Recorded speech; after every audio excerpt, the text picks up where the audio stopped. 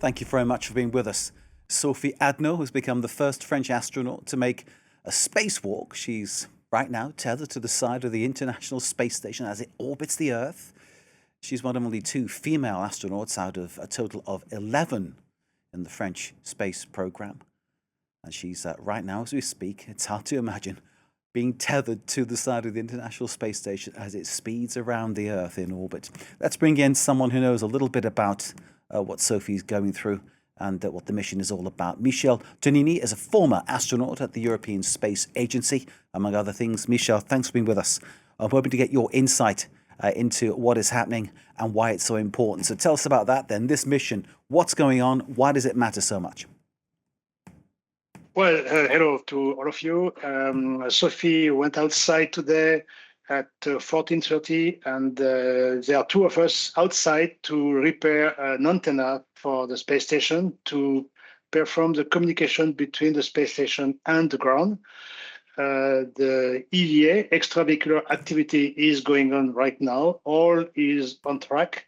Everything is smooth. Also, this EVA is very complicated, and it seems easy, but it's more complicated than it is because they have to move to the Z1 truss of the space station, which is far away from the airlock, and then back to another location and back to Z1. So it's a lot of displacement to do. She's with an American astronaut who is moving on the robotic arm, the Canadarm from Canadian Space Agency, and Sophie herself is moving by herself with a launch line around the space station. So it's kind of difficult. The duration of the EVA is 6:30, and we are more than 45, more than 75% of the EVA now, and all is doing fine. As you express it, Michel, it sounds very simple, but of course, it's anything but simple. It's a very complex situation that Sophie is in right now. And you are speaking with your experience, having done two space missions as part of your career, Soyuz, and of course, the space shuttle. Tell us, how dangerous is what Sophie is doing right now? How dangerous is it? A space station is always dangerous, but when you are outside the space station, it's even more dangerous because you may have a leak of the space suit. You may have an impact on the spacesuit. In this case, your spacesuit is deflating, and if you deflate your spacesuit completely, your blood will boil in 2 minutes, which is very bad. So we have a protection to do it. We have training according to do it, and also you have a high level of temperature, which is plus 150 degrees centigrade when you are in front of the sun, and minus 60 when you are on the dark shade, dark part of the orbit.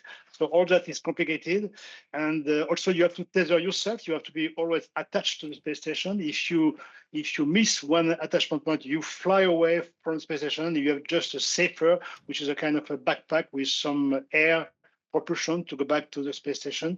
And so all that is complicated. And also your tools. You have a lot of tools, and you see when Sophie was going outside, she had a lot of tools around her. If you lose one tool, this tool become a projectile, an object dangerous for the space station. So all that is complicated. You have to be careful to go slow and fast. It is one of these things. One wonders what kind of preparation Sophie's had on this. Obviously, the training, getting ready, getting physically fit, but also knowing precisely what to do at the right time. It must have been a really rigorous and detailed preparation that Sophie's been through. Most of the training is doing on the swimming pool, a pool where you train with a real space suit. And we put some weight on the spacesuit to make a good balance with the water. And you stay in the water during 6 or 7 hours doing the same preparation and the same task as the one you would do in space. We found that going in underwater is maybe the most realistic preparation to do EVA.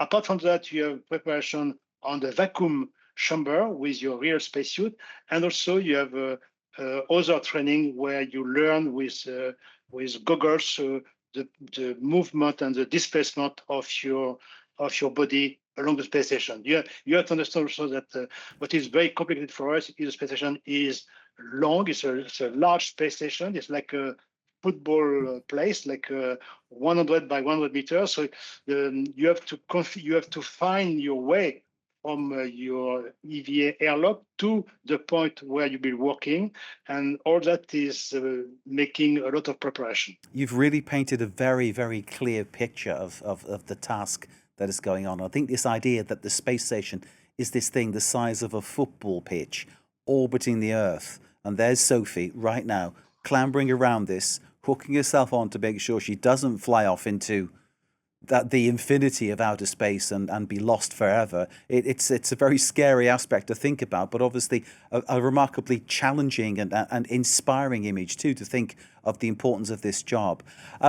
What will Sophie be thinking about right now, do you think? What will be going through her mind? And I'm wondering, given that you've been to space, will it change how she is when she comes back? Because clearly seeing what you see there must give you a very different perspective about our world. I think at the point where she is now, and the task has been so far completed in a good way, so in a good matter. So I think she must be careful up to the end, but she must maybe start to relax a little bit, not relax completely, but feel more confident around the EVA, because going outside with a spacesuit, that I have not done it, but I have done the training for it, is something where you train doing it. So the first hour, you need to learn a lot of tasks that you have never done before. And then at the end, you feel more comfortable with it. And at the end, you feel confident with it. Michel, thank you for your insights and your analysis and your time. We really appreciate it. And we get a real sense of what Sophie is doing right now. And just reminding people, you did 2 space missions, Soyuz Ataris in 1992, the Space Shuttle Columbia in 1999, as well as your work with the French Air Force, and of course, later head of the European Astronaut Centre in Cologne. Thank you, sir, for your time and your analysis. And we hope things continue to go well for Sophie there in outer space. Michel Tognini, thank you for joining us.